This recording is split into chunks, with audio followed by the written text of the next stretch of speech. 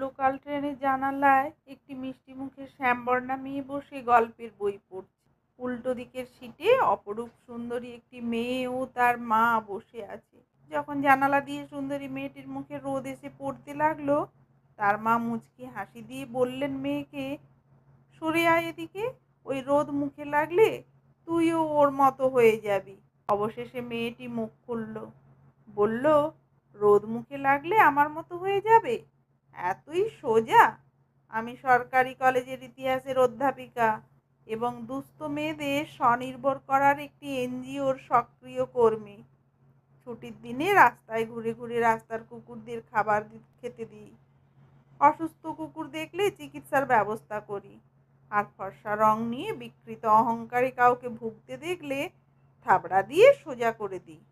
তাই বলছি, আমার মতো হওয়া অত সোজা না কাকিমা।